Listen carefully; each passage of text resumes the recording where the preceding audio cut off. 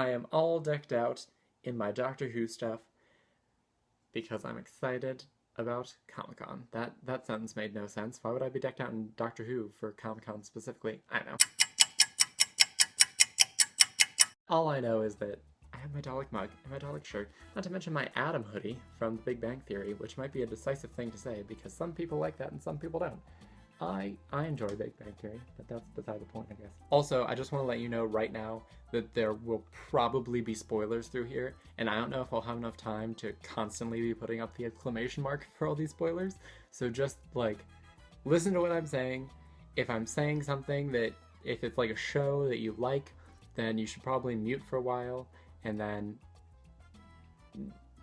you'll probably be able to tell when I switch to the next topic, so, you know. Be wary of that, okay? I just want to let you know, heads up, all that good stuff. All right, so here we go. Comic-Con. Justice League trailer. So I totally skipped DC last week when I was reviewing some of the trailers that were coming out from Comic-Con last week. But Justice League came out, and of course, Jason Momoa is making Aquaman look like the greatest superhero on the face of the earth. Like, he just takes a chug of water, throws it down, tidal wave, and he just has the angry eyes down, and that movie looks crazy. Not to mention that Flash is totally in my corner. The geeky dude who just needs some friends. Yeah, I feel that. I felt that in high school. That was definitely a thing. I'm with you, Flash. I'm with you. The entire thing just looks super cool. Speaking of the Justice League, moving on to the next thing, Wonder Woman. Oh my goodness, that trailer looked crazy. The only thing that I don't understand is it's clearly set, if you watch it, in like the 1940s World War II era. Maybe this is just because of my lack of knowledge on Wonder Woman. Is she immortal? Because I know that Dawn of Justice, Batman vs. Superman, was set in like modern times. And I didn't think that immortality was one of Wonder Woman's powers. But if she was alive during the 1940s and also alive in the early 2000s and hasn't aged a day, I imagine that it is. Maybe that's something that I just don't know about Wonder Woman, but it seemed strange. But other than that, the movie looked awesome. Amazonian warrior princess battles and all that crazy stuff. And Wonder Woman just like taking out Nazis. Oh yeah. Oh, it's going to be a grand old time. Looking forward to that. Rolling with DC. Suicide Squad. Oh my goodness. Everything about this movie has just made me smile throughout the entire time waiting for it to come out. And it's coming out next week, which is super cool. But one of my favorite things that I saw released from Comic-Con, they were playing B-roll clips from the movie, and there was one scene where Margot Robbie is trying to find her outfit for their outing as Suicide Squad. It's Harley Quinn, and she finds the black and red jumpsuit. And she finds it, and she just hugs it, and then she's like, lovely days, and then just pitches it to the side and keeps on looking. But I'm just like, that's such a great reference, because I love that costume. That costume is awesome, with the jester hat and the red and black jumpsuit. It's classic. It is classic. That's what I think of when I think of Harley Quinn. I don't think of like her newer outfits with the booty shorts and like the jackets and t-shirts and all that, which I get is how she's drawn a lot now. But when I think of Harley Quinn, I always think of the red and black jumpsuit. So it was really cool that they threw that in there. And I hear maybe in future movies featuring Harley Quinn, they might bring the red and black jumpsuit back, which is really awesome. So that was super cool. Oh, Fantastic Beasts and Where to Find Them. Oh, coming out in November. Oh, it looks so good. They released a new trailer that actually gives you some semblance of an idea what the plot is going to be for Fantastic Beasts and Where to Find Them. Apparently, I mean, you already kind of got this from the material they already released, but they spelled it out in this one. Newt Scamander comes to America with his case that is full of magical creatures, and apparently someone opens the case.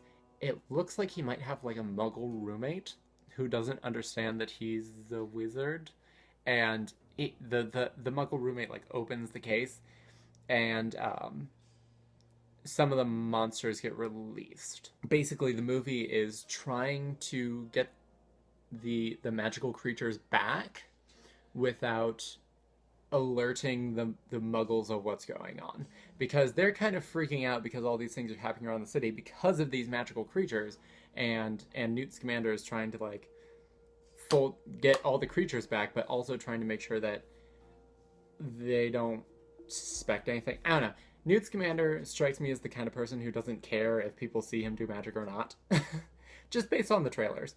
But then you also have the Magical Congress of the U.S. who's trying to like prevent them from seeing the magic. There's also what looks to be one of the senators in the Magical Congress, or however, whatever their title is.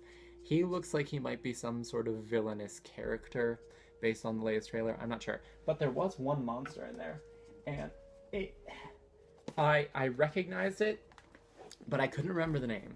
It's a monster that it looks like a shadow with glowing eyes, and they were talking about it, and I'm trying to remember what the name of it is. It's not a basilisk. It's Horklump, Imp, Jarvey, Jobberknoll, Kappa, Kelpie, Gnarl, Measle, Leprechaun, Lethifold, known as the Living Shroud. The Lethifold is a mercifully rare creature found solely in tropical climates. It resembles a black cloak, perhaps half an inch thick, thicker if it has recently killed and digested a victim, which glides along the ground at night. The earliest accounts we have of a Lethifold were written by the wizard Flavius Belby, who was fortunate enough to survive a Lethifold attack in 1782 while holidaying in Papua New Guinea. As Belby so dramatically reveals, the Patronus is the only spell known to repel the Lethifold. Since it generally attacks the sleeping, though, its victims rarely have a chance to use any magic against it. Once its prey has been successfully suffocated, the Lethifold digests its food there and then in their bed. It then exits the house slightly thicker and fatter than before, leaving no trace of its victim behind. So, there was one part of the trailer where they were talking about seeing a shadow with glowing white eyes. So I'm thinking that is a Lethifold, but I'm not sure. Also, I'm curious if some of like the American creatures are in here. I don't know if they are or not. Anyway, yeah, so I'm very, very excited for that. It'll be, it's so good. Oh, it's so good. I can't wait for that to come out in November. Oh, that'll be a fun holiday treat for us all, won't it? Yay! Spider-Man Homecoming. So, at one of the Marvel panels, they showed clips from Spider-Man Homecoming. It looks super duper cool. They were just little clips, so you couldn't tell very much, but you could see Doc Ock.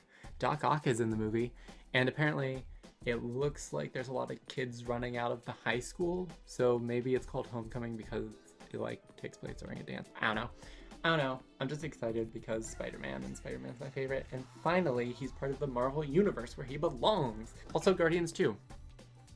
They released Guardians 2 trailer footage stuff. I haven't seen any of that yet. But apparently Kurt Russell's in it, and Kurt Russell is Ego, the living planet, who's also apparently the dad of Star-Lord. I don't know how that works, because he's a living planet, but he also has a human form. I don't really remember how Ego, the living planet, works. I think it's like a human controlling the planet, and then the planet looks like... I think Ego might be like a giant robot. I don't remember how Ego, the living planet, works, because he doesn't come up that often. I mean, I guess he does maybe in the comics. I'm not sure. The point is, it's Kurt Russell, and it'll be interesting. So, more on Guardians 2 as stuff on that comes out. Legion. Marvel and Fox teaming up, because Marvel will slowly gain its characters back.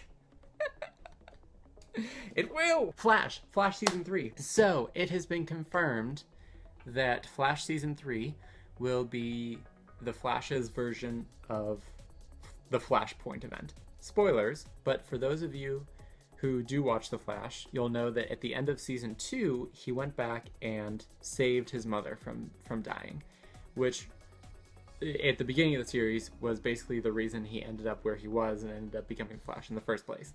So he stopped the Reverse Flash from killing his mom, which then led to a completely alternate timeline where it looks like he still has his superpowers, but then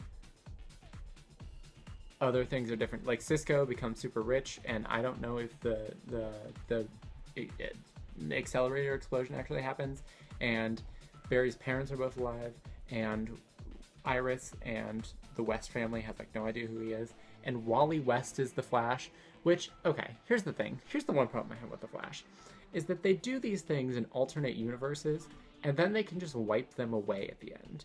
Like Caitlin Snow becoming Killer Frost. She was Killer Frost on Earth 2. I was going to be really sad about Caitlyn on Earth 1 becoming Killer Frost, but it would also have been a really awesome character arc. I love her as she is now, but at the same time, it would be a really cool arc for her to become Killer Frost. But that's sort of gone now, because Killer Frost was Earth 2 Caitlyn, and apparently our Caitlyn doesn't even have the mutagen to become Killer Frost. So that was just kind of wiped away. At the same token, in this Flashpoint universe, Wally West is the Flash, but I also really want to see him become Kid Flash back in Earth 1. I don't want him to just be the Flash in the Flashpoint universe. Anyway, so it looks like the entire series will be Barry Allen trying to correct his mistake and get everything back to normal in his world. Flash Season 3, it looks really good. It looks like there will be a lot of really interesting things happening. There'll be another big bad. I'm not sure who it is. The Reverse Flash is back. Eobard Thawne is back in this universe. I don't know who else, because I hear that there's going to be another villain, but I'm not sure who it will be. They haven't released that yet. But Flash Season 3, cool stuff. So the last thing I have for ComicCon is the Overwatch graphic novel. Apparently, next season they will be releasing a graphic novel of Overwatch that will sort of fill in some of the backstory and just some other general stories from the world of Overwatch that will kind of give us a little more about that world. I think that's one of the things, that's probably one of the things that puts Overwatch in and above. The one thing that I really like about Overwatch versus all those others is that they put so much story into that world that it actually makes it very interesting to follow along with the story, and then as you follow along with the story, you start to enjoy the characters more, and then it feels like you feel more immersed in that world, which is really cool. Not to mention that Anna's been released, or Anna, I'm just never really clear how to pronounce her name. Anyway, the point is that she's in the game now, and it's a grand old time. I haven't played it yet with her, or the game itself. I'm working on it, guys. Anyway, the point is, Overwatch graphic novel, cool stuff. And that is all I have for Comic-Con. Big old rant, but that is my Comic-Con news. Good times were had by all. I hope you enjoyed my little quickie review.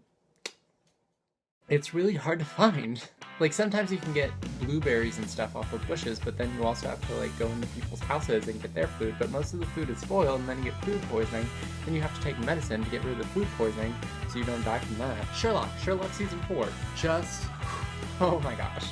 Just watch the trailer, that's all I can say. Next update, I was going to give you an update on Nintendo Next, but it turns out it was nothing. It was all false hope. And until next time, this is Janky Shenanigans, signing out.